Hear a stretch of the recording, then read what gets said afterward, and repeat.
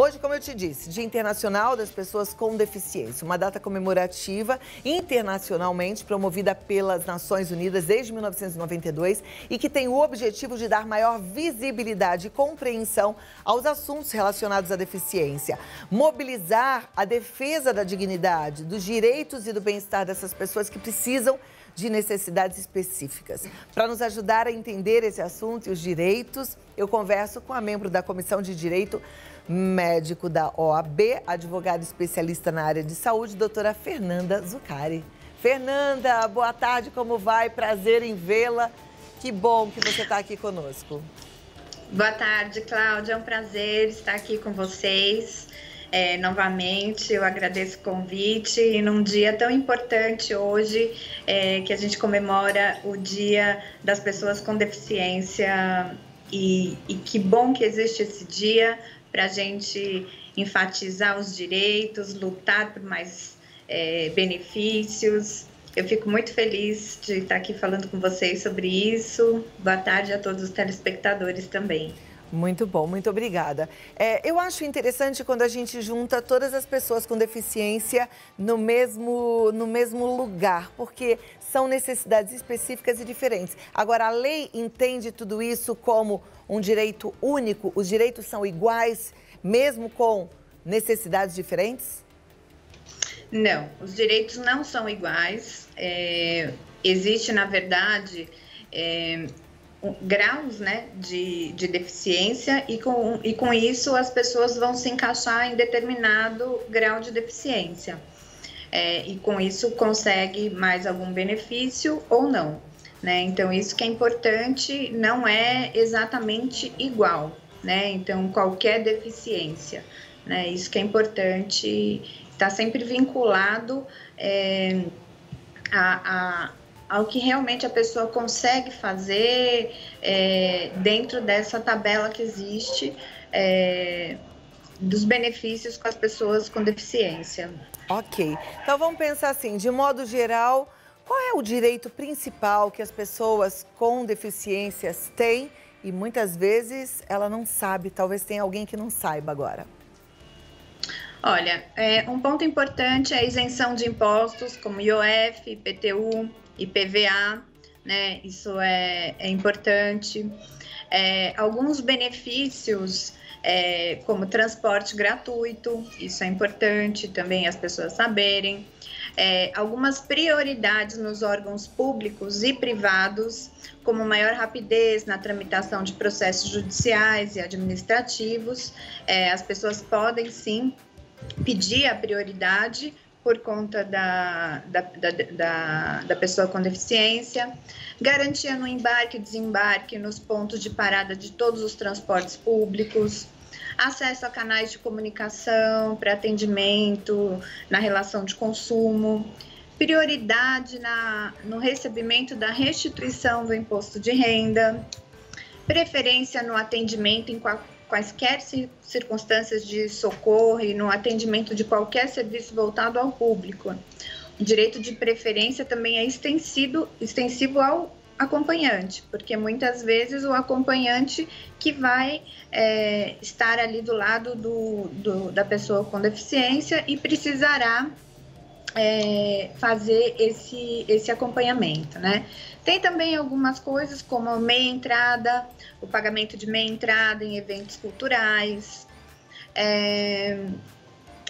Existem vagas específicas para deficientes. As empresas são obrigadas a disponibilizar essas vagas.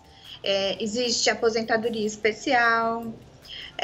E é necessário também existir um saque especial, né, para o consumidor PCD, ele ter facilidade de reclamar também. Se você for pensar numa pessoa que perdeu a visão, ele não pode ter um saque igual a um outro saque normal.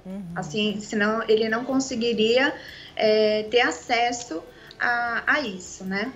E é importante também a gente dizer que a população, de uma forma geral, a gente ganha muito com essa inclusão, né? Antigamente era muito difícil nas escolas nós termos crianças com PCD, cadeirantes, com síndrome de Down, com autismo.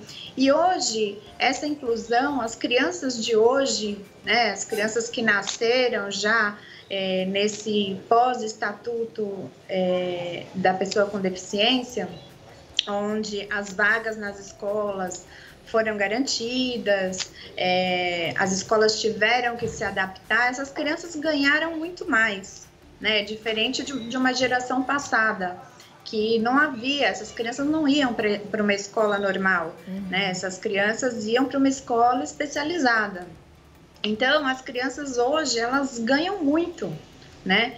Então, você vê, não existe preconceito por conta delas, né? É difícil você ver o preconceito pela criança, que já está acostumada, já tem um colega com síndrome de Down, com autismo. Então, isso gera muito mais generosidade, empatia. Isso as crianças, de um modo geral, ganham muito. Né? Então, pode continuar. Então, por isso que eu vejo isso como uma coisa muito positiva. Recentemente, nós tivemos agora, no dia 1º, o ministro Toffoli, ele suspendeu, na verdade, uma decisão que as escolas, a partir de 1º de janeiro, já seriam divididas, né? Já seriam escolas para inclusivas. Crianças com PCD. Isso. Então, assim, as escolas já não seriam mais obrigadas, né, a receber essas crianças com PCD.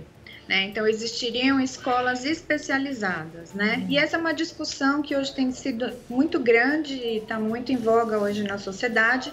Até que ponto isso é realmente bom para o PCD e também para as crianças, até que ponto isso não é um retrocesso para a própria inclusão, né?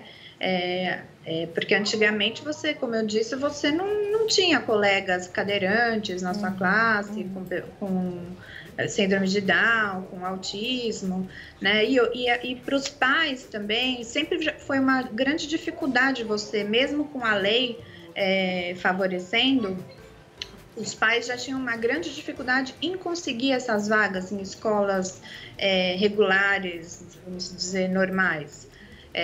Então, os pais já tinham essa dificuldade, porque quando era uma criança com PCD, muitas vezes essas vagas sumiam, e quando não eram, essas vagas existiam. Então, isso, a sociedade como um todo pode perder. Então, agora no dia 11, isso entra em julgamento no STF. Existem várias vertentes que são favoráveis e outras desfavoráveis, e daí a gente vai conseguir ter uma palavra final aí sobre isso. Perfeito. Sobre se realmente vão voltar essas escolas especiais ou não. Ótimo. E eu vou te fazer 2 pedidos.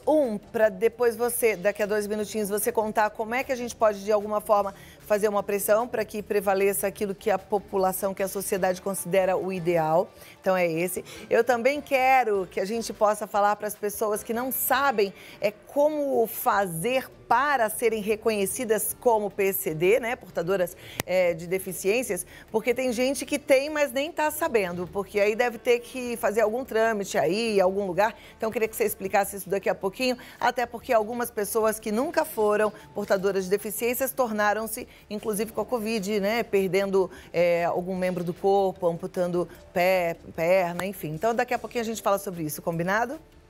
Combinado, Cláudia. Até já, 2 minutos. Vamos fazer o seguinte, continuar aqui o nosso bate-papo com a doutora Fernanda, aprendendo sobre os direitos das pessoas com deficiências.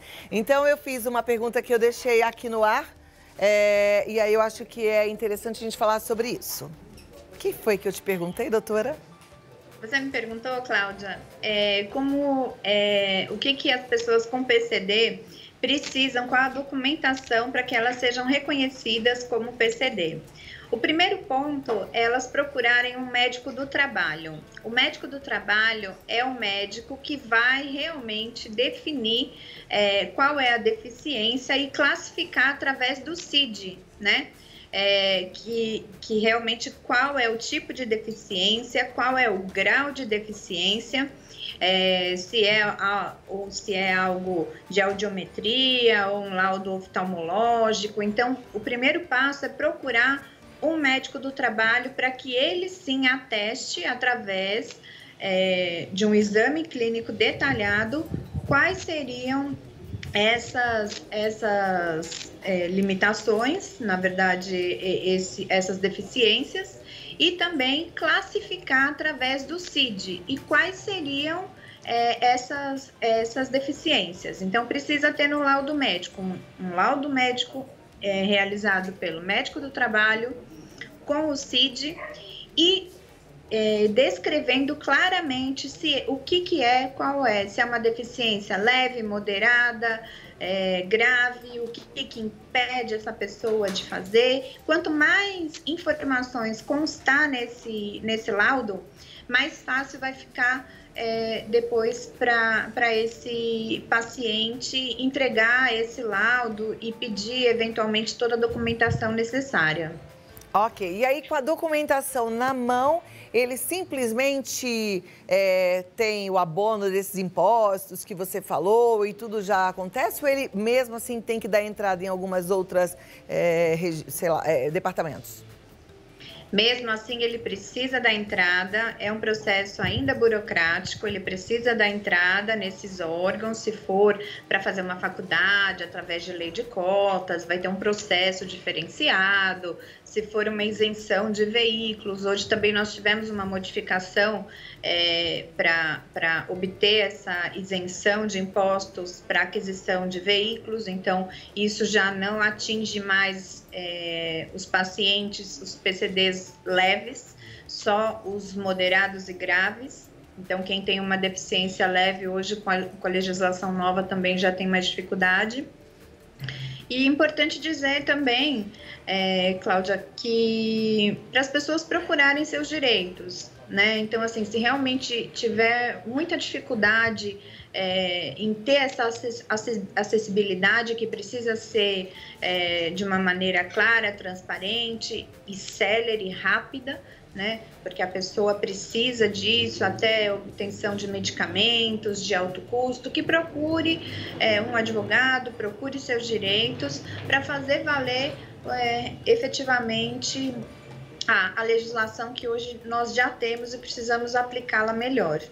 Muito bem, doutora. E eu perguntei também dessas pessoas que recentemente tiveram alguma perda, né, e que viraram PCD, que não conhecem nada da lei. Então, vamos pensar aí em pessoas que tiveram que amputar um dos membros. Tem um direito especial para elas?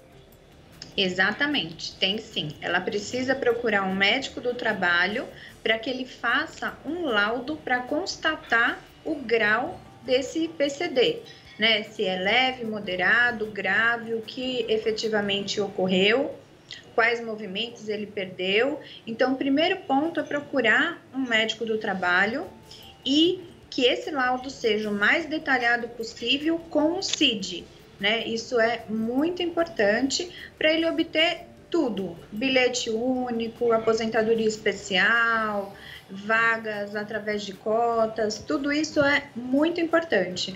Então, esse laudo inclusive, é uma das definições do decreto 3298 de 99. Então, a gente precisa, sim, cumprir isso e fazer procurar um médico do trabalho para que ele relate isso. Por exemplo, mulheres que tiveram câncer de mama e até já se curaram. Muitas vezes essas mulheres, elas perdem um pouco da mobilidade do braço, não fica igual, né? Então, isso também, as mulheres não sabem, mas isso também é motivo para você procurar um médico do trabalho e pedir um laudo, sim, porque muitas vezes você já não tem mais a mesma força por conta de toda a cirurgia, de todo o tratamento que você fez.